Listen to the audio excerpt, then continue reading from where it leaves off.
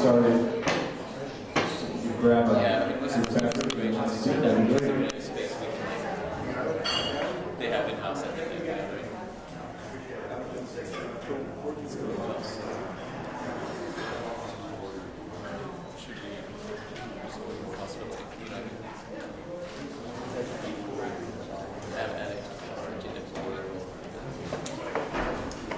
Hey, I'm not gonna shake. I'm sick. All right, good to see you.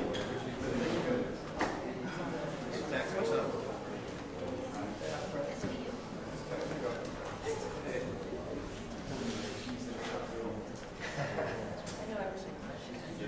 Hi everyone, welcome. Hi. Say hello to our streaming viewers, of which there are many, apparently in the Western world and beyond, who tune in to see what we've got going on here. And actually, I'm kind of excited. I heard there's a Toronto transmedia group now. They got pretty excited after we've been like nudging all the people in all the cities to get it going, and now there's Toronto, which is really exciting. So welcome to our monthly transmedia meetup. I'm Ina. I'm the organizer, together with Mike, who's another organizer. And for those of you who are new to the group, welcome. And for those of you who wonder what we do here, well, you're about to find out one of the awesome things we do here. We have these monthly meetups to invite people who are doing interesting, exciting things in the transmedia world to present to us. And we invite you, those of you who are creators, enthusiasts, artists, people at the agency, to join us and see what's happening. So I want to thank Al, who's the guy in the plaid shirts, who is our host. Who was our host last time and is our host again this time, for giving us this awesome space and this great spread. So in the course of this, feel free to grab what you need and sit down. This is a pretty casual type of deal. And I'm going to hand it over to Mike, and he'll intro our guest for this month.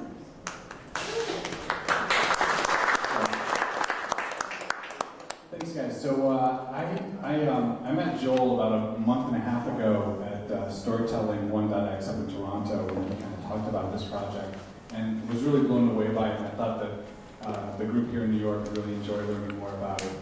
So just to tell you a little bit more about Joel, he's one of the creators of the National Parks Project.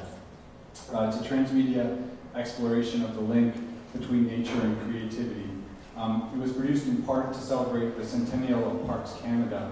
And the project is really a true example of cross-media. It includes 13 films, a full-length CD and LP, a documentary series, and a series of live events. So it's really a broad project, very compelling, and please welcome Joel for coming.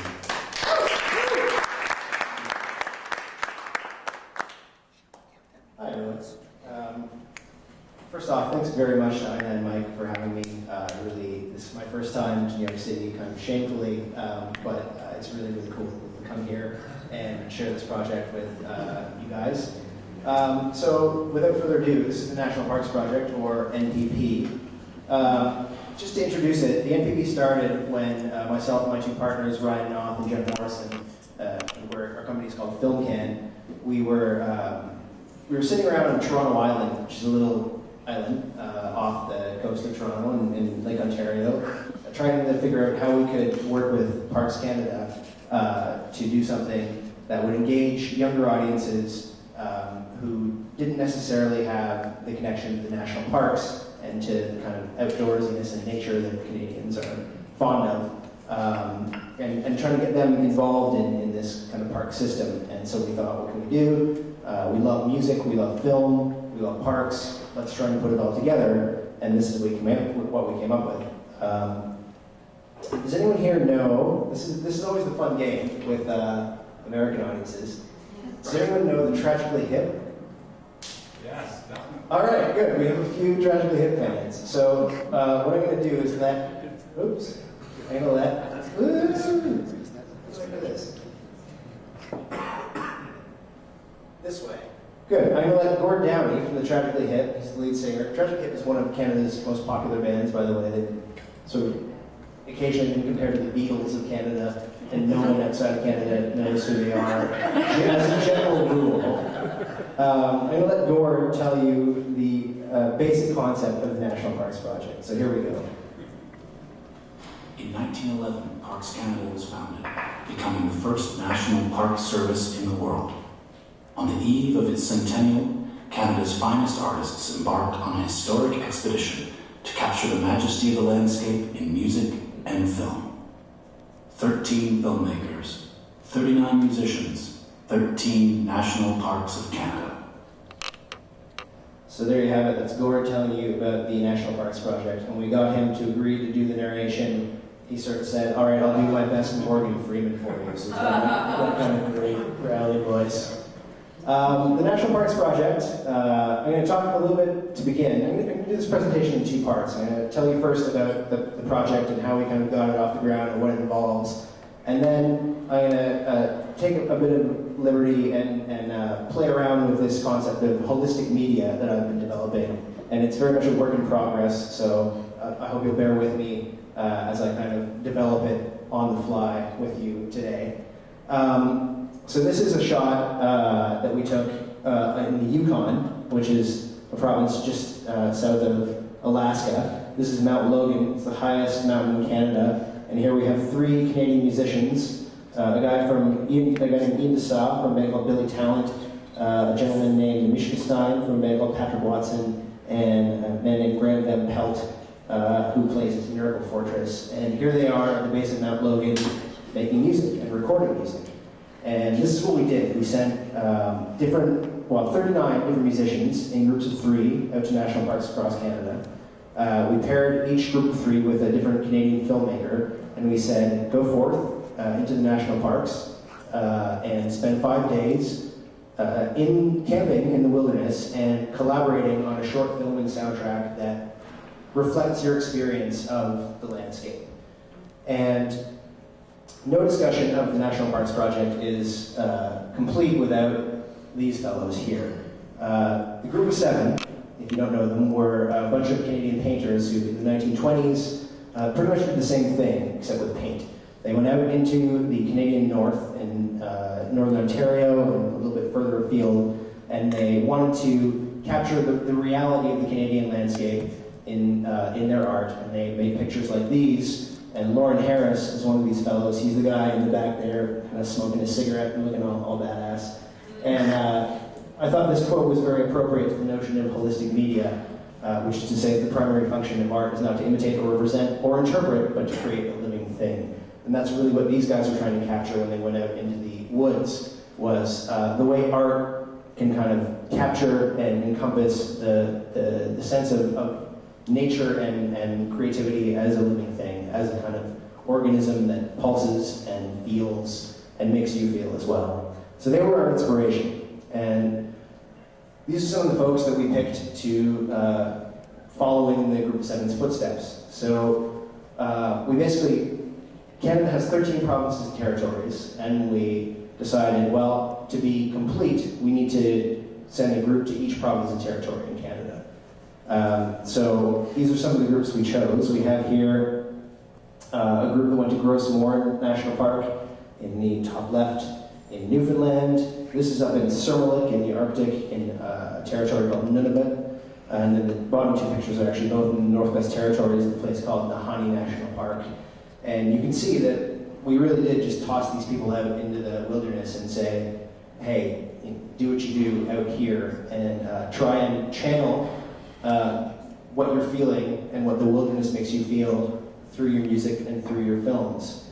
And I was on this trip that you see down at the bottom, and it was one of the most beautiful places I've ever been.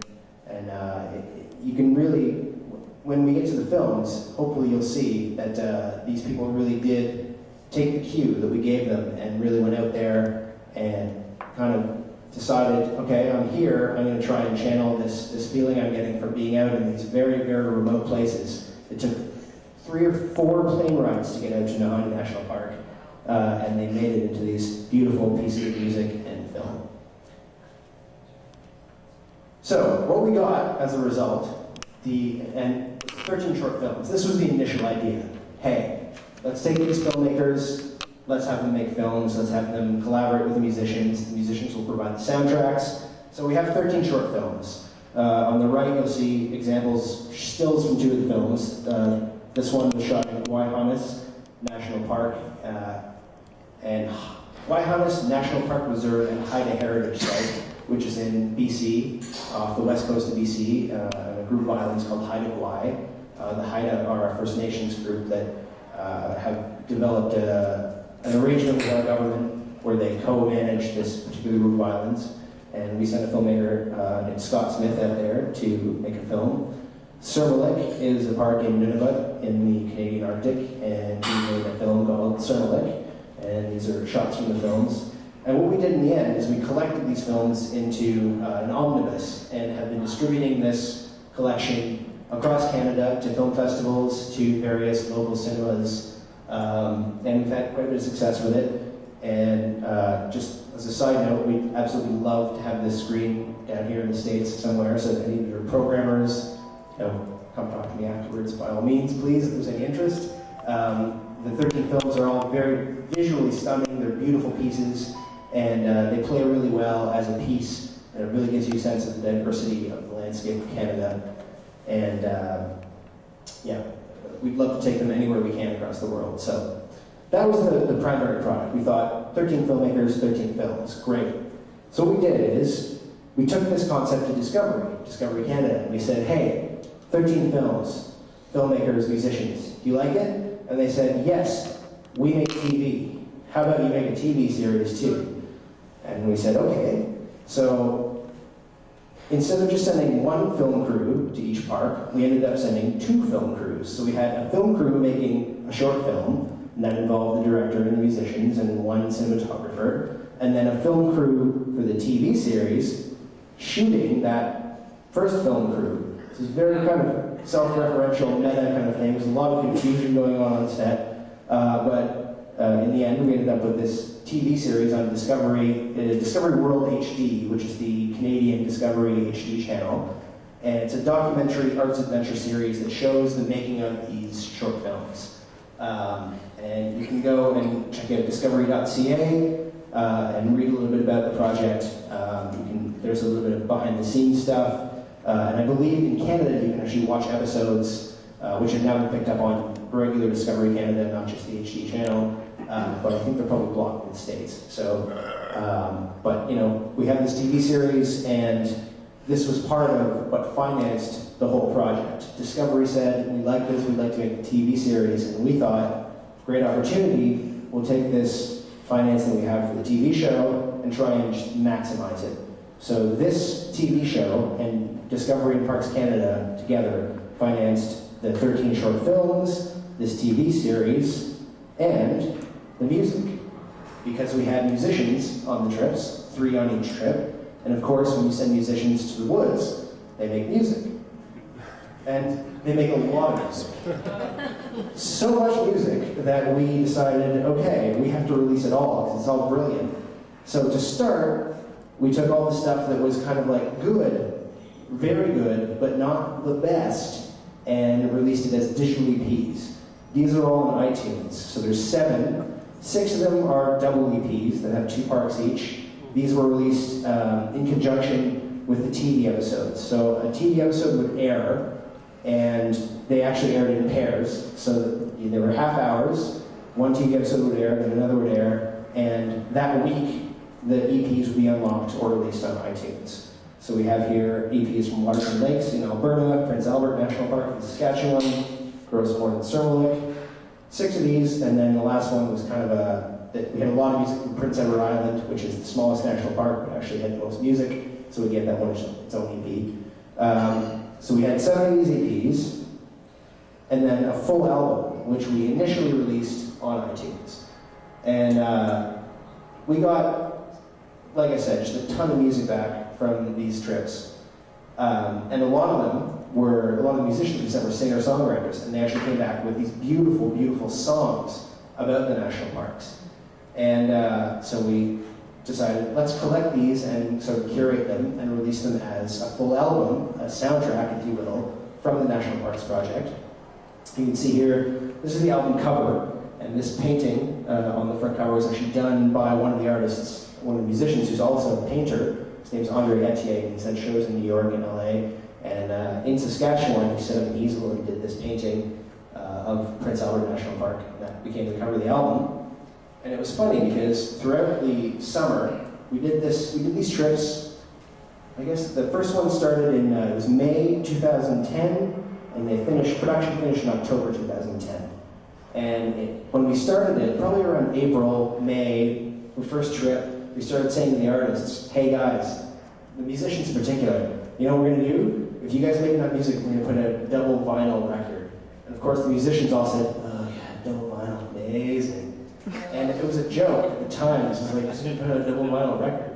And by the time we finished production in October 2010, we had so much music and so much interest that, bang, double vinyl record. Last Gang Records came on board. These are the guys who put out music by Metric, Death from Above, 1979, who played here just before I got to New York. That made me really, really mad. Sebastian Granger, who plays drums for them, is actually one of our National Parks Project artists. So Last Gang came on board and said, we love the music, we'd love to put it out, not just on double vinyl, but on CD. So we have now the record on iTunes, in physical format, on CD, and then an extended double vinyl edition. The CD has 20 tracks, the double vinyl has 26 tracks. And it's this beautiful, beautiful package that I sometimes just sit at home and stroke and caress and giggle over because it's my favorite thing that I've ever seen or had.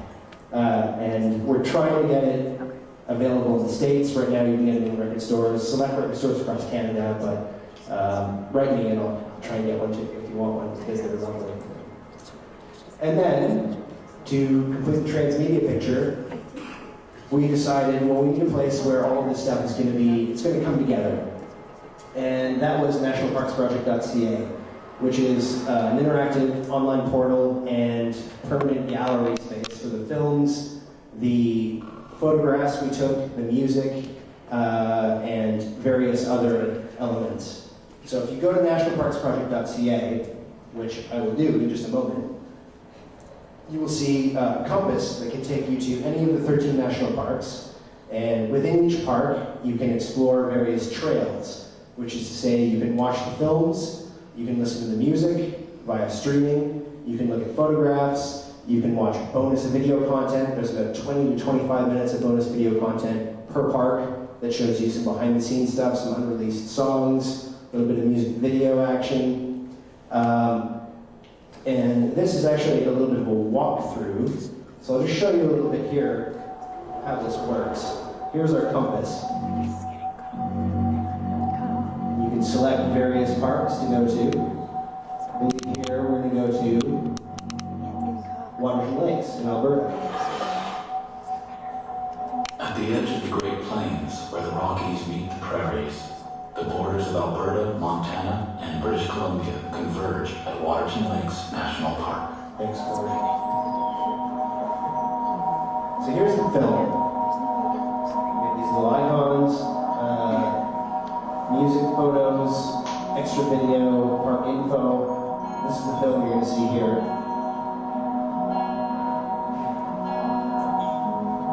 So again, the full film is streaming online. And usually these are locked. They're geo-blocked, so you can only watch them in Canada because we'd like to try and sell them in the States. Right now, however, we just won an FWA award. We're the site of the day for July 18th. So right now, if you want to go online and watch them, they're unlocked internationally. So you can watch all the National Parks Project films online right now. Here you can see a selection of music. You can go and stream any of the tracks from this particular park. So this is the digital EP, streamable online.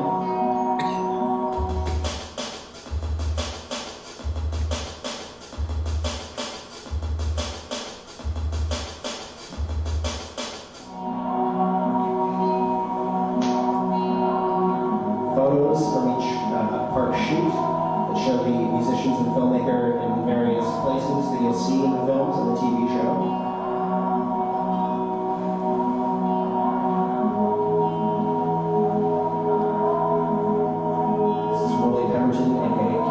Of course, the three musicians for Waterford Lakes National Park.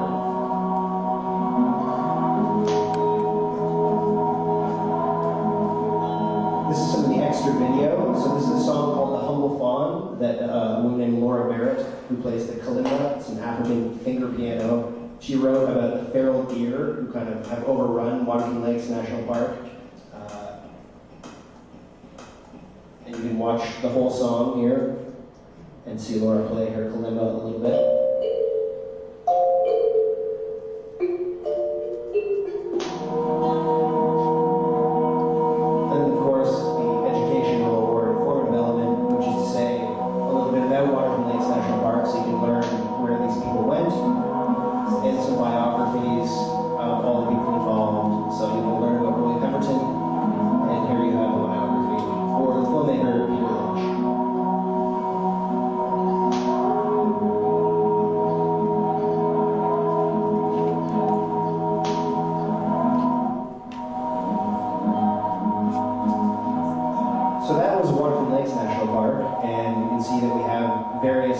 Films that you can access, a film from each province and territory, so 13 in total. Up top, the menu bar allows you to sort of navigate the various elements of the project. So again, you can look at the record, you can look at the EPs. You can find a link to watch the television show on Discovery World HD.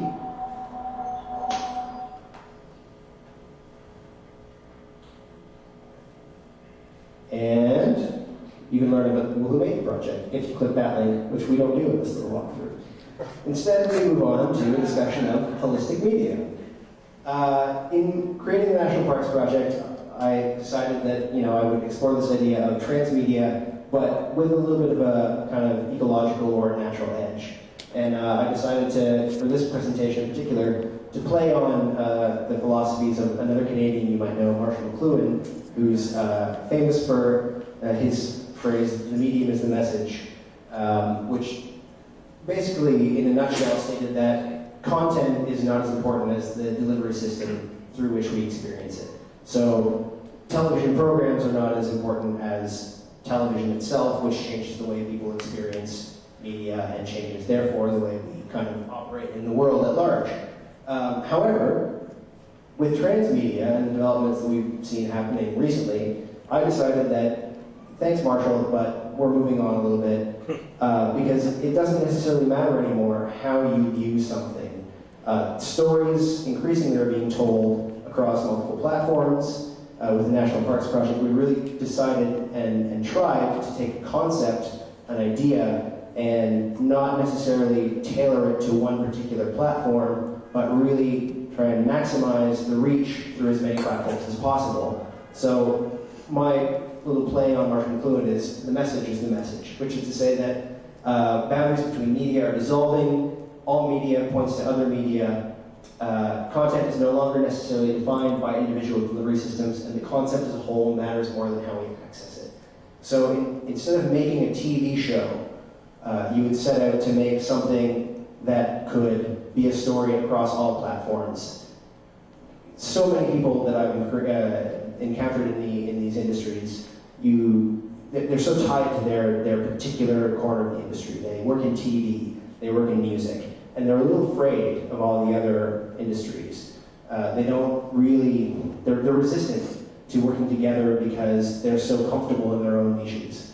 And I think that with transmedia, what we're seeing is those boundaries dissolving. And I was talking to some people earlier, and in Canada, we're very lucky. We have a really solid government funding system. And for a long time, we had something called the Canadian Television Fund. So if you made a television program, you could access this fund, it would help you finance your TV program. Last year, that changed. It's now the Canada Media Fund. And if you want to make a television program and access this funding envelope, you have to have, for every television program you produce, an online component. So TV producers are now, by definition, if they want to access the Canada Media Fund, also interactive producers. And that's a really good example of how these boundaries are dissolving. It doesn't necessarily matter anymore if you want to make TV. I mean, it does, but the idea is that you should want to make a story and that it doesn't have to fit into the the mold that TV demands. You can make a TV show, but that doesn't necessarily rule out doing it on all these other platforms. Why not make it an interactive thing? Why not make it music? Why not make it a film? Why not make it anything you possibly can? The story is paramount rather than the format. And I got thinking about this and I tied in the idea, what is a park? Because we spent a lot of time in parks last summer, and of course you get thinking about these. And I decided the park is an idea that accommodates many different kinds of spaces. So here we have Temple of Heaven, which is a park, a national park in Beijing. We have a playground, which I'm sure everyone faffed around on in their youth. A ballpark, Central Park, which I just checked out the other day, it's lovely. Torgat Mountains National Park in northern Labrador, where I'll be going next week, and I'm super excited to do that. And then Guayhanas, which has one of the hideout totem poles on the left. Point being, what is a park? All of these places we call a park. They're all different kinds of spaces, but it's the idea that matters. It's this notion of we have a concept of this thing, a park, and it fits all different kinds of actual physical, practical spaces. And that ties into the notion of media, because like Central Park, which again, I just checked out the other day, beautiful, what I loved about it is you have all these different entry points into the park. And once you're in there, it all connects. I love this little spot, I don't think it's on this map, called the Ramble, where you enter the Ramble and it kind of goes around and around and leads you to a bunch of different places. And to me, I thought, hey, this is a lot like media. It's starting to work now. In the virtual park, we have multiple entry points into a conceptual space. We did this with the National Parks Project. We said, you like music? Check out the music. From the music will point you to the TV show. The TV show will point you to the films. The films may point you to the online. All of these things kind of feed into one another and act like paths around a physical park. We have a very interactive experience, as you do in a park, where you might enter Central Park because you want to go check out some music, and then you say, hey, I'm going to go look at this, is it Belvedere Castle? Yeah. Very cool. I'm going to go in there and check that out, and I get a little bit of history. It has recreational and educational elements because it's fun, but you're also learning a little bit. And it encourages exploration. And this is a very big thing. We want people to move around this concept. We want people not just focusing on one element and saying, this is a TV series, and there are other things about it, but they all kind of are subservient to the TV series. What we want people to do at the National Parks Project is check out one element and then move through all the elements and consider all the elements equal, all of them part of a whole, which is to say, holistic media. This is very much based on the notion of interconnectivity in nature. We know interconnectivity in nature is key to the survival of whole ecosystems. One thing dies and it affects the whole ecosystem. One thing supports the other. They're all connected. Same goes with transmedia, if we work it properly, or to its maximum effect. We can conceive of relationships between media in the same way as we can relationships in nature. In holistic media, every element supports, feeds, and sustains the whole. So the concept and the story is the focus rather than the disparate parts. It becomes less about, I am making this one thing, and it goes back to the idea of what story am I trying to tell? And it's not necessarily subservient, again, to the medium that you're working in, but the mediums shore up the idea. The idea can spread throughout these different media and throughout these different platforms to create a kind of holistic whole. So that's holistic media as it sort of exists in its work in progress stage. And to finish off, this looks quite ugly right now, but I'd like to play you the trailer for the National Parks Project. And I'd like you to notice that it's not necessarily a trailer for the film, it's not necessarily a trailer for, or a preview for the music, it's a trailer for the project itself. So that is to say, it's supposed to get you involved in this idea of the National Parks Project. And hopefully you'll watch this and you'll think, hey, I want to go check out all of these parts. I want to go explore. I want to enter through one particular gate and I want to wander around and see where this whole adventure takes me. So here we are. This is a trailer that my friend Ryan edited together from a bunch of footage we took when we were out in the field. And it'll give you a sense, well, it'll show you, first of all the different parks we went to, and hopefully give you a sense of this project as a whole and make you want to go check out the project online. And once we finish this, if you guys have any questions, by all means, let's have a discussion. If you think anything I've said is nonsense, call me on it. If you think it's great, compliment me, whatever you want, let's talk. First, here's the trailer for the National Parks Project.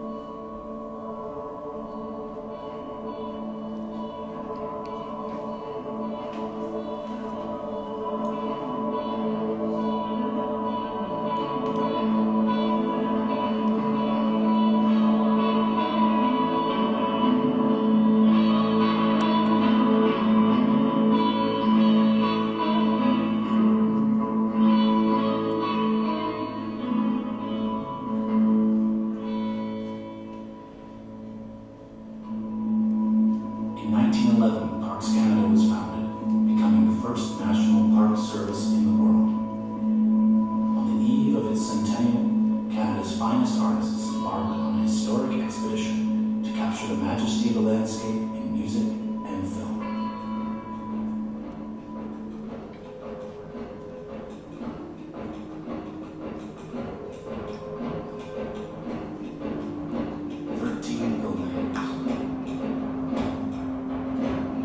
Musicians, 13 national parks of Canada.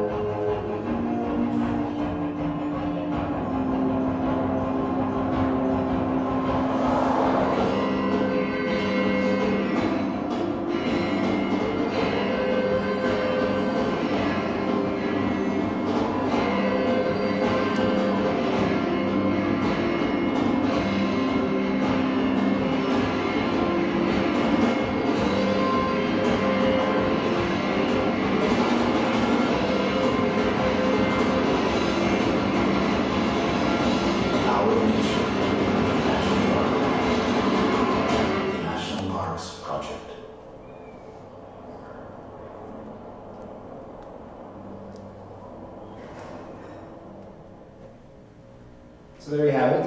And the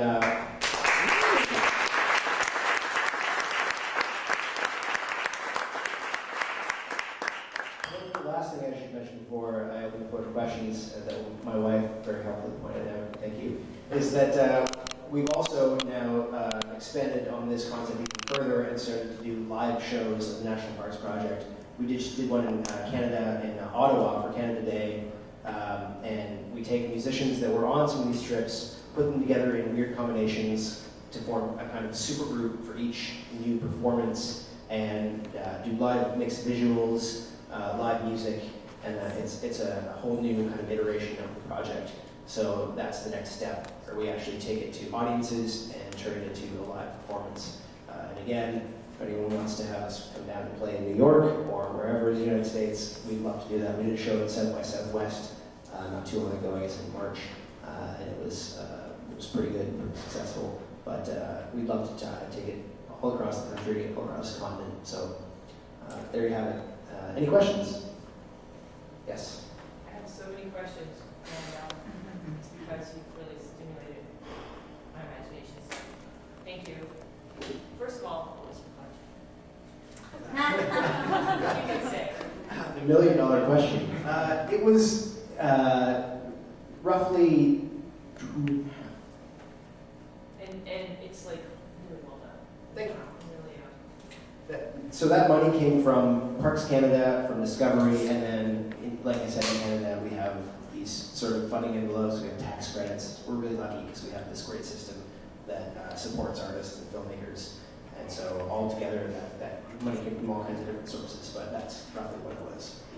So my second question is, what's your strategy to like make the parks have more visibility? Like what are you working on? Like I said at the beginning, a lot of it was Parks Canada wanted to. The thing about Canada is it's so huge, right? It's funny, you come down here to the States and it's a vast country, but you drive half an hour and you're in the next city.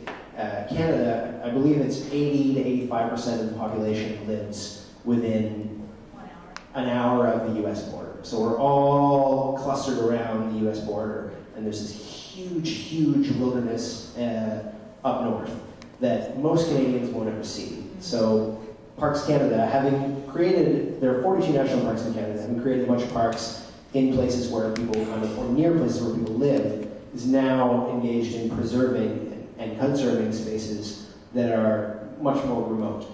And so they wanted a way to kind of bring these remote spaces to younger Canadians who are engaged with new technologies. And so that was the starting point. How do we get these parks in front of people who don't necessarily want to take a 25-hour plane ride up to the North Pole?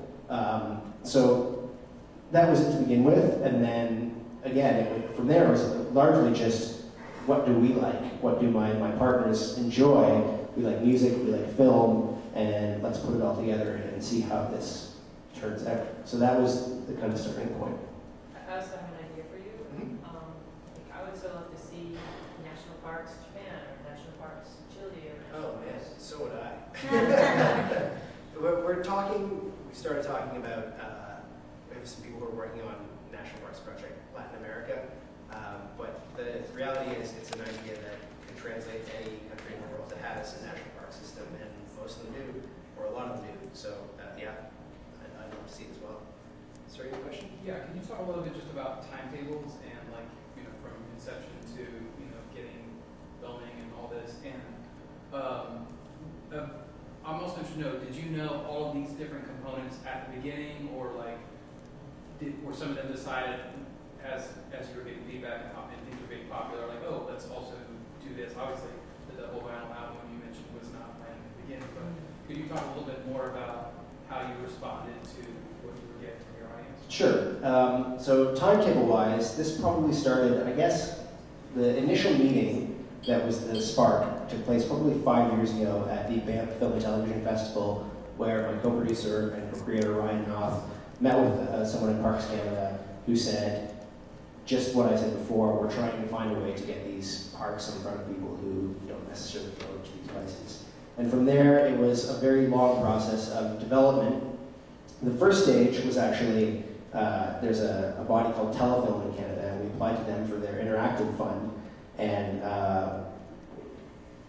flew out to Gross Mourne, which is a park in Newfoundland, for what was supposed to be a test shoot for a kind of pilot project that was for an interactive element of this. And we got so much footage. The cinematographer we took is a filmmaker named Peter Matler, who has done films called Gambling Gods and LSD. He shot a film called Manufactured Landscapes, and he's an absolute master.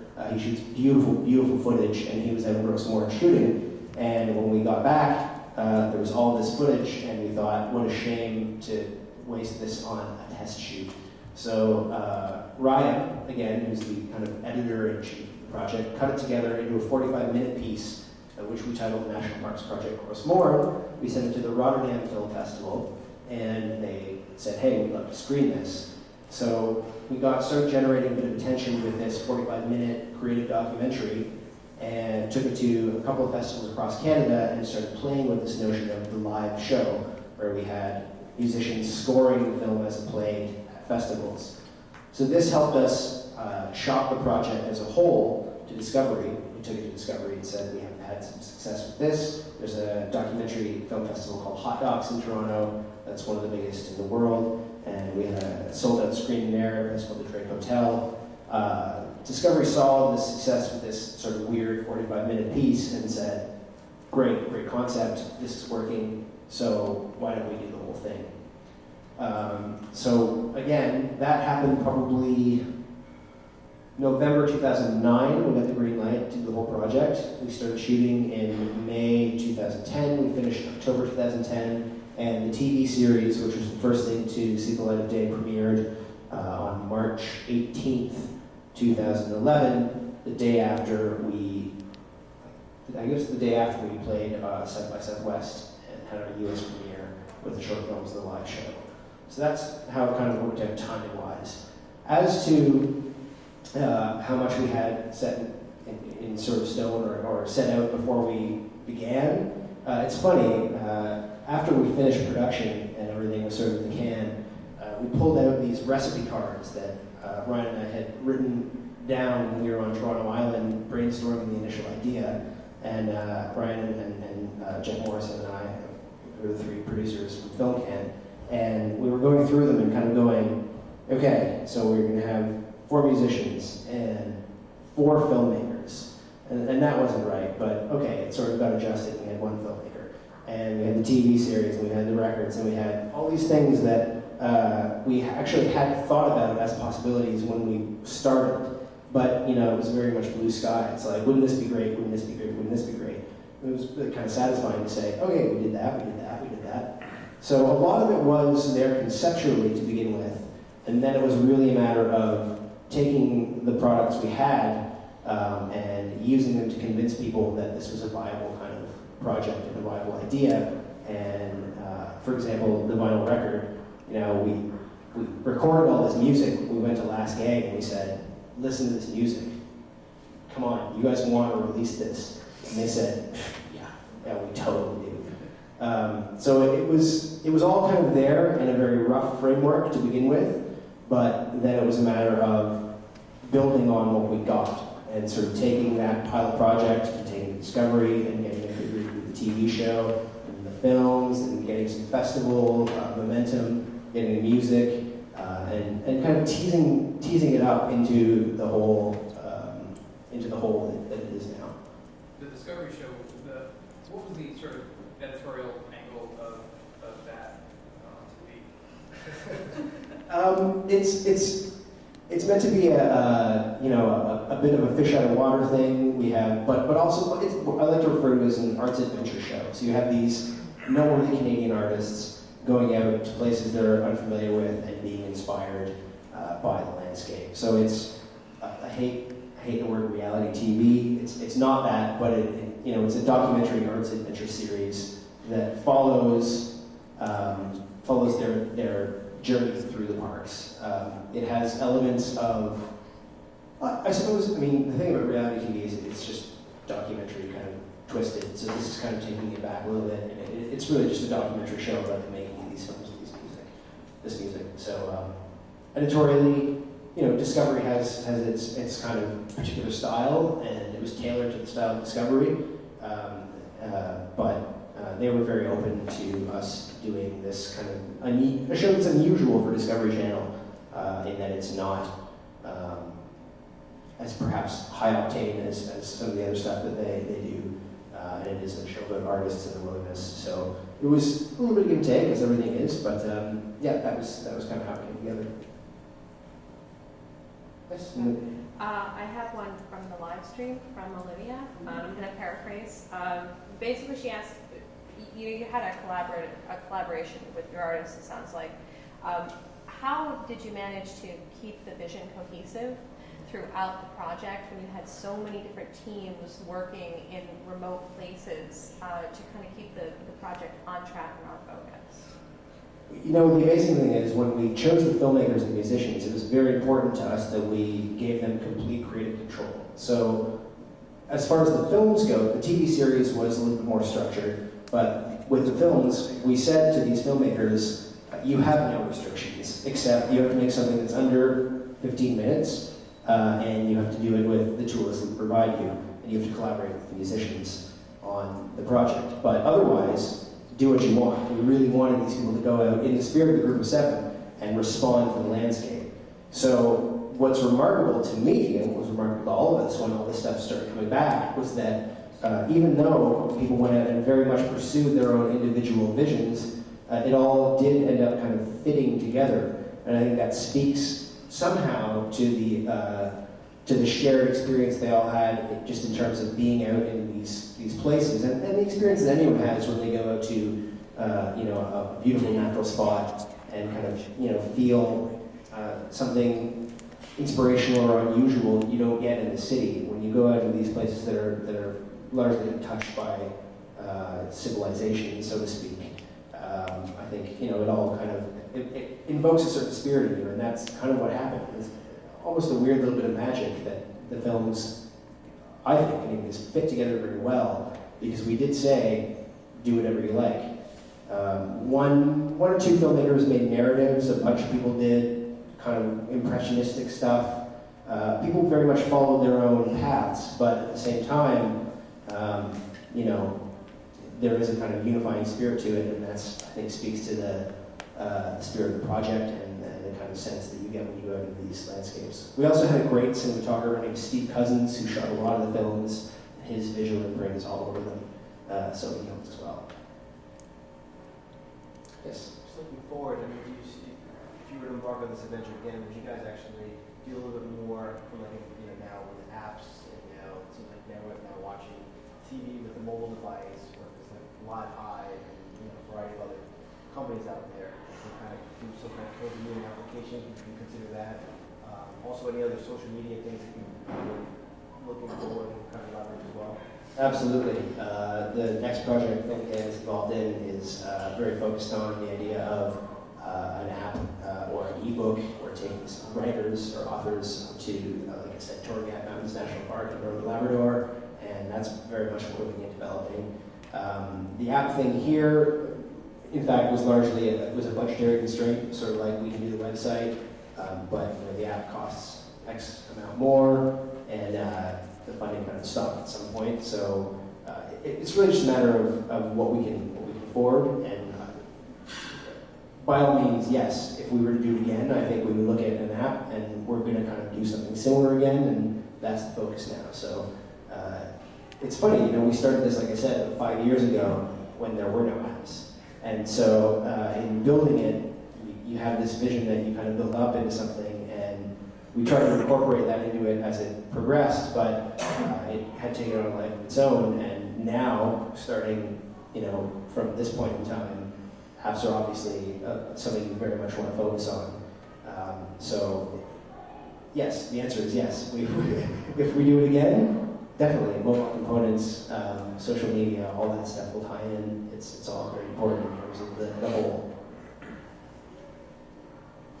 One more question. It relates to, like, Discovery Canada got any big partners or sponsors?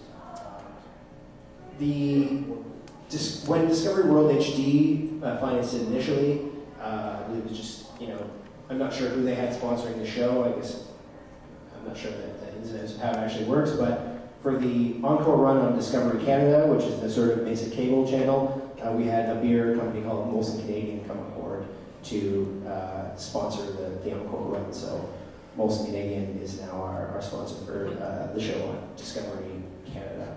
Now, does that translate into any events, film festivals? Hopefully. Nothing yet, but we're working on it again. When it comes to holistic media and the blending of different art forms and industries, I mean, each one in itself has its own kind of language. Like music has tempo, meter, and dynamics, and film has perspective and camera angles. Do you think holistic media will kind of have its own sort of language of how it's sort of assessed as an art form in and of itself? I would hope so. I think that it's very difficult to see where this is all going to go in the next 10 or 15 years. There's a guy named, one of the books that I read recently that was really inspirational to me was a book called You and the Gadget by Jared Lanier, who was one of the inventors of virtual reality. And he wrote this, it's kind of manifesto against Web 2.0, which he helped invent, and he sort of went, ooh, it's going in some strange directions. But one of the things that he points out is that the internet and the way we use it is still sort of to get to realize its full potential as a creative medium. Still, it remains largely a delivery system for quote-unquote old media. We watch films on it, we watch TV on it, we listen to music on it, and the creative potential of the internet and interactive stuff has yet to kind of really take its own shape. And so I think that as those things cohere and blend and scumble on the internet and in online and interactive platforms, we'll see that those languages change and combine. But as to how they do that, I wish I knew. I'd be pitching projects and saying, hey, this is how it's going to be in 20 years, and not a prophet, but hopefully we'll see that happen. And who knows? Your guess is as good as mine. So. Can you talk a little bit about the business affairs and how the artists were compensated, how you were compensated? Are there ongoing royalties? Absolutely. One of the things I'm really proud of with this project is that everyone got paid. This is we live in an environment now where so much stuff, people have this notion of content is free, and that's a big challenge for people in the industry. They're trying to figure out how to monetize, which is, I think, an ugly word, but monetize content and commercialize it and pay people who are making the content, which is a very important thing to do. And what we essentially did with this is take, 4 parts government funding, which Canada, again, is lucky to have, and 6 parts television broadcast funding, and maximize it and say, we don't just, okay, we've got all this money, but we don't just have to make what we've been paid to make. We can kind of take the notion of bonus content and just blow it up. So every artist on the trip got paid a particular fee for their week in the woods, and they got a free trip to beautiful spots. The films we are able to give away for free, even though all the filmmakers got paid for their work.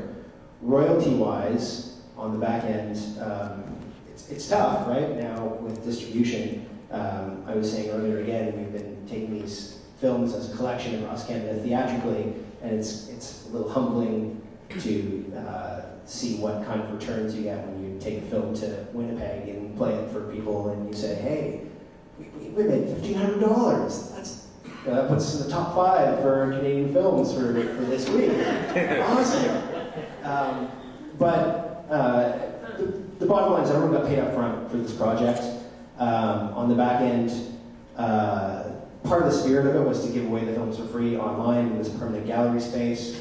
The television show is its own thing. Discovery sort of is dealing with that. And it's not producing a whole lot of revenue as it moves onward, but we're working on DVD sales. We're working on a distribution deal right now. We have a company that thinks that there's a market in Canada. It's obviously a pretty Canadian-specific product, so I don't know how it would move in the United States, but there's potential for it. The bottom line is everyone, we basically made this thing where we are giving away the music for free, we are giving away the films for free. Something that's important actually is that the record, Last Gang agreed to put it out, and all the artists agreed to let us put it out on the condition that all the royalties would go to the Nature Conservancy of Canada, which is a charitable organization that purchases land for conservation. They basically purchase new parkland. And so in order to get all the musicians to agree to let us release their music, we said, we'll leave all the money to charity. Yes. Just as a follow-up, do the musicians retain their music publishing? Is it as a work for hire? Do they get performance royalties? They own each, so it's a funny thing because they all went out, they all have different deals, right? But they all went out together in these strange configurations. So all the musicians own their own music in a 3-way split. So the 3 musicians who went out to each particular part each own a third of the music they produced. And it's sort of up to them to figure out how they want to manage that as they move forward. In certain parks, particular people kind of wrote songs, and then the other musicians they were with backed them up. And we've had situations where a couple of musicians have said, hey, I'd like to put this song that I wrote in the park on my next record. Are you guys okay with it? And in part because the music community in Canada is quite small and quite, close-knit, people have said, yeah, that's fine. You wrote the song, I played backup on it, but please put it on your next record. And we have one wonderful situation where at Waterford Lakes, in fact, a gentleman named Mark Hamilton, who wrote a song called Okumi, he wanted to put it on his next record, and he called up the musicians he was in Waterford Lakes with, Laura Barrett and Cadence Weapon, and said, I want to put this on my next record, I want you guys to play on it. Can you come out to the recording sessions? They re-recorded this song for the record, and I think, I don't know how the deal is working as far as royalties go, but essentially, the musicians retain ownership of their work. We've licensed it for use in the project, so anything that has to do with the project, we can use the music for that, but they own it 3 ways, and then they can kind of work out how they deal with that amongst themselves. Can I put a sharper edge on that question? Yes. So walk me through how the 99 cents on iTunes gets split up if someone buys a track. And walk me through how much money you got from Molson for an encore presentation, for a second broadcast. I get nothing. Producers get nothing. Discovery Canada, they put the encore presentation on if they find a sponsor. So the reason that encore presentation happened is because they were able to sell advertising. Molson Canadian decided, we like this show enough that we'll sponsor it, so you put it on Discovery Canada rather than Discovery World HD. I don't know what they make off it. I don't know what their deal with Molson Canadian is, but we got paid to make the show as you do, and from here on in, they can do with the show what they want on their networks, and then I believe there's a particular window. Eventually, we'll have the right to sell DVDs, but we don't yet. So Discovery's deal with the TV show and Molson Canadian is their own. As to the iTunes deal, again, I'm not sure how it breaks down from the 99 cents, but basically, Last Gang puts out, or has distributed the music. They need to cover their costs for production and distribution of the CDs, so physical manufacturing costs of the record and the CD. They cover their costs, they pay their staff. Everything else goes to the Nature Conservancy. Again, we make no money off the record, musicians make no money off the record. The only people who make money off the record, really, is the Nature Conservancy. Otherwise, it's just covering costs so that people who are actually putting in work hours aren't doing it for nothing. They get paid for it, otherwise, there's no profit involved. I was going to ask about the apps too, and maybe integrating this experience in people's individual experiences once they're in the park. Bummer about the budget. Anyway, I was wondering, Parks Canada has its own website, and I didn't get a chance to look. Have they used the project in any way on their site to kind of, because we see these stunning images and we're like, I want to go there, and I'm sure they have trail maps and stuff. So I was curious. They've linked to the project, but it's largely a separate thing. They have kind of, if you read Parks Canada's website about the parks, they're amazing, they're very informative, but you get into very kind of scientific language, and this was designed as an audiovisual experience that didn't necessarily require you to go too deep into the geology of the Table Land Mountains in Gross Moor, for example. So very much a separate thing. The project is its own entity, and Parks Canada is its own entity, and they're a sponsor and a partner, but it's not their website. They very much have their own kind of website still. And just to touch on the apps thing, we went through a lot of ideas. For a little while back in the day, we were talking about semicodes. Can we put semicodes, those little scanning things in the parks? And it was like, wow, if you're in these parks, you don't really have cell service, so it's tough to scan them. So a few roadblocks, but we did try and sort of fashion a few ideas for apps. But again, the reality is too, we got to the point where we just had so many National Parks Project products. I'm sort of like, well, maybe that's enough. It's a lot of stuff for people One to more question, and then do we have any feedback from Parks Canada regarding how they have people visiting the parks? No, they're very happy with what we've done, and they're continuing to support us in our featured endeavors. But as far as how that translates into numbers of people visiting the parks, we don't know. I think that's a pretty tough number to gauge as far as cause and effect. But yeah, they're super happy.